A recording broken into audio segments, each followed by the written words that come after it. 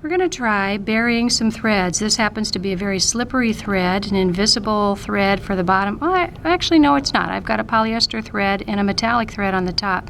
So I'm using a regular embroidery needle. I like one with a very large eye to make it easier to thread. If you have a tough time, you can use this simple, easy threading needle or even a needle threader. The way I thread a needle when I'm burying it, the threads, is to pinch the threads between my fingers with the needle, and you pull really hard up and tight. Learned this trick when I did cross stitch, and then pinch, and then take the eye of the needle and basically saw it back and forth right between those, and that's going to take the thread right into the eye of the needle. There we go. So I've got the needle on both tails. To make a knot on the thread so it doesn't come undone, pretend that the needle's coming out of the fabric back up towards your hand, kind of like a French knot, or if you did candle wicking way back when.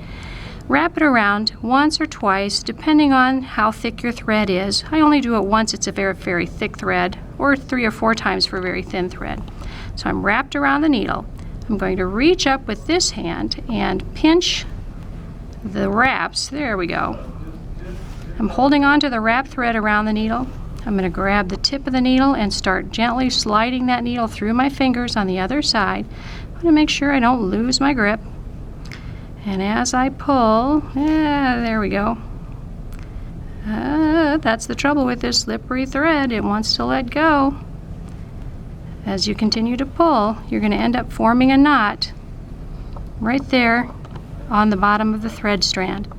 Now I've got about a ½ inch from the knot to the very edge of the fabric. I need to enter right where I exited with my stitching.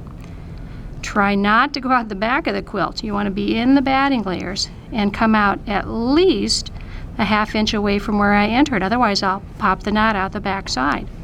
I like to use my other fingernail to help pivot that needle up, and then as I pull, I'm going to pop the needle into the layers of the quilt. If it doesn't go right away, use your fingernail to scratch across the top, and you might have heard it pop right into the quilt layers. It's gone.